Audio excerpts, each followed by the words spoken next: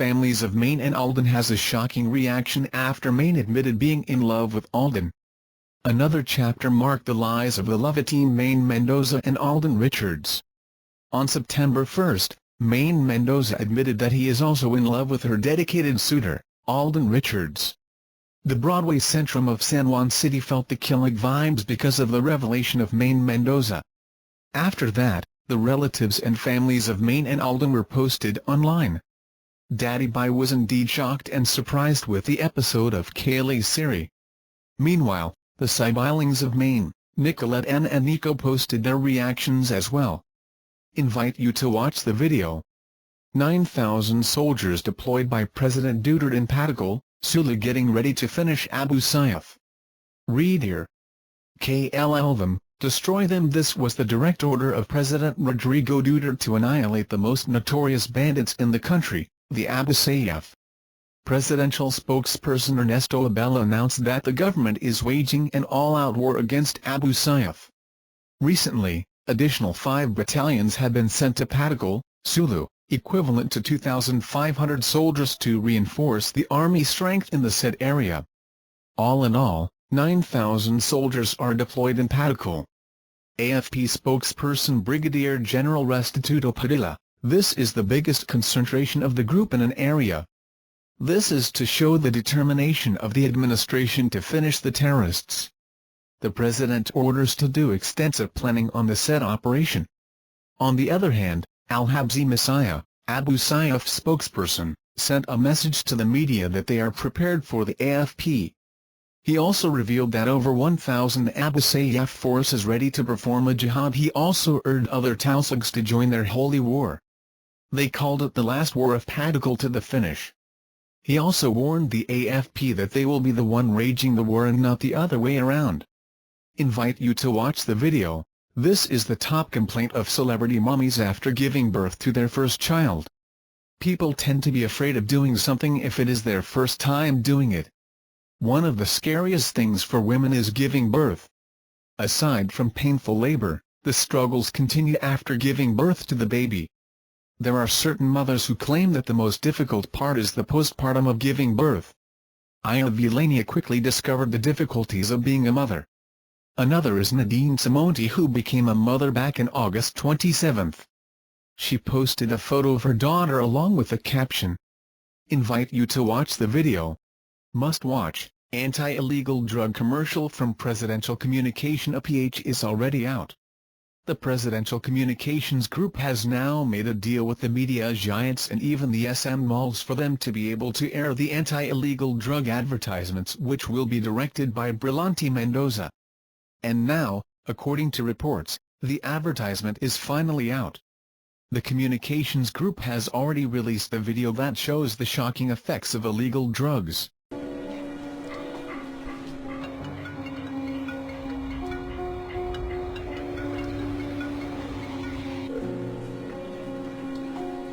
The advertisement shows how using illegal drugs could destroy a Filipino family.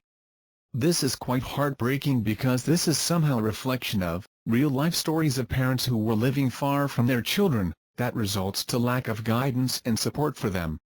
The commercial that has been shared online has garnered positive comments from the netizens and even received praises after they depicted the reality and the struggles of families with members under the influence of drugs. Invite you to watch the video. Sports Institute to go full blast in October. The much-anticipated Philippine Sports Institute, PSI, is expected to go full blast in October this year, even as calls for unity among stakeholders for the sake of the country were reiterated at the close of the 2-day top-level consultative meeting on development plan for Philippine sports and setup of Philippine Sports Institute at the Century Park Hotel in Davao City Friday, September 2. Philippine Sports Commission, PSC, Chairman William Butch Ramirez, in a media interview at the sidelines of the meeting, said regional training centers will be in place by October in line with PSC's grassroots sports development program through the PSI.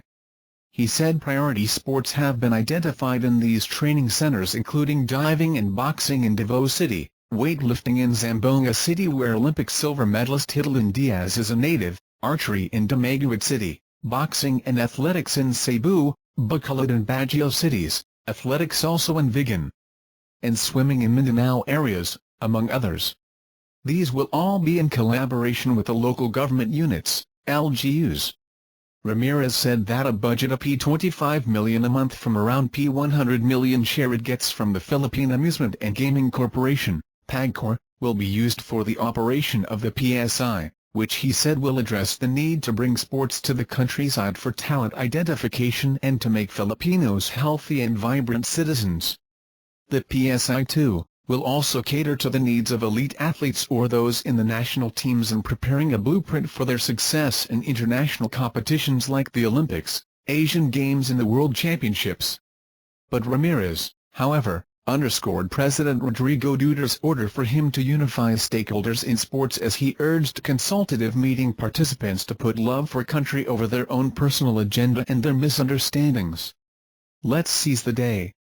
Stop bickering and let's have a sense of love for country. We all truly have to unite. I don't know how. Let's start talking for the sake of our country. If we love our country, we can, the PSC chief said during his message in the afternoon session. Former Senator and Philippine Swimming League, PSL, President Nikki Cosateng, for her part, called on unity with justice as she hit Philippine Swimming, Incorporated, PSI. President Mark Joseph Anu for not treating their athletes and coaches fairly the past years. PSI is the recognized National Sports Association, NSA, of swimming in the Philippine Olympic Committee. Veteran sports journalist Quinito Henson also said that with a good vision as the PSI, it will not succeed with unity. This takes a lot of commitment, sacrifice and a lot of swallowing of pride. One goal, our commitment is to the athletes, Henson said, adding that athletes are often caught in the middle when sports leaders quarrel. Six-time world bowling champion Rafael Pang Nepomuceno appealed, "Let's give unity a chance. Let's give each other a chance to work together." Meanwhile, Senator Manny Pacquiao, chairperson of the Senate Committee on Sports, said Thursday that the PSI is a strategic move of the PSC, thus, will need the support of all stakeholders. Ramirez added he will give the president a report on the consultative meeting that just ended and the other one, for LGUs, set before the month ends. Invite you to watch the video. Chinese barges in Panatag Road. More Chinese barges have appeared at Panatag, Scarborough, Shoal off Zambales, and for the President Duterte said he would confront Beijing's ambassador Zhao Jianhua.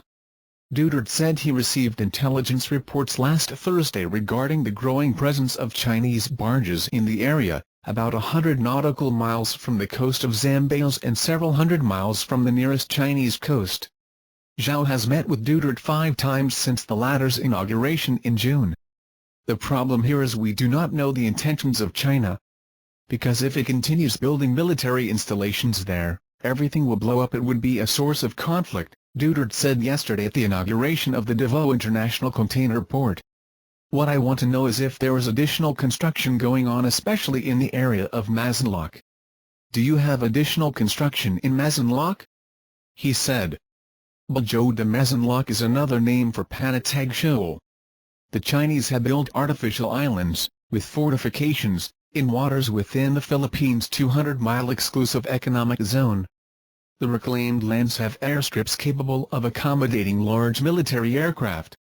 While he said he has nothing against China and would not even raise the South China Sea dispute during the Association of Southeast Asian Nations, ASEAN, summit next week, Duterte said Beijing should clarify matters to prevent the issue from getting out of control. The territorial dispute, Duterte stressed, would be better addressed in bilateral talks, as Beijing has been pushing for. I would not raise the issue during the ASEAN. If I raise it there, it could become convoluted because of the many parties, Duterte said. But you can be sure that when we are face to face, I would present the Hague ruling. If you want to talk to me, this is my platform and we would not get out of the four corners of this document. The chief executive said taking such a position does not mean he is scared of China. We don't have to be afraid of anybody. We are all for peace. I don't want to ignite anything there, he said, as he emphasized he has stricken off war with China from his options for addressing the maritime dispute. Duterte promised that everything would be addressed in its proper time, adding that he has been holding his tongue on the issue, contrary to his nature. In Panabo City also yesterday, the president said he could not allow China to slap the Philippines every day, especially concerning the West Philippine Sea. We have to make a stand. I hope China will understand that we walked the extra mile. We won in The Hague and I have seldom used that arbitral decision, the president said, referring to the ruling of the Permanent Court of Arbitration in The Hague invalidating China's massive 9-line claim in the South China Sea and West Philippine Sea. He also said that he would not discuss the issue with U.S. President Barack Obama on the sidelines of the ASEAN summit in Laos.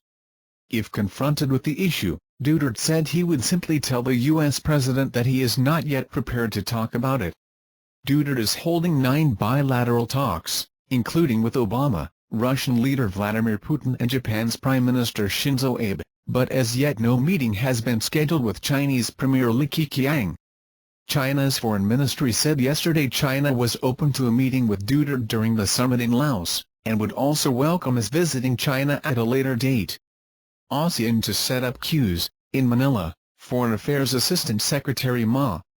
Helen de la Vega said the president would discuss the South China Sea issue in broad strokes to include maritime security and rule of law under the United Nations Convention on the Law of the Sea. I cannot second-guess what the president will say, but I think that the president's press release or his messages, public messages, has been clear, that as far as the bilateral dispute is concerned between the Philippines and China, he would prefer that he discuss this bilaterally with China, de la Vega told a press briefing at the palace. But at the same time, we have to be aware of the general importance of maritime security, for regional peace and stability as well, she added. She also said Southeast Asian countries and China will establish hotlines and adopt communication protocols to avoid potential naval clashes in the disputed waters of the South China Sea and West Philippine Sea.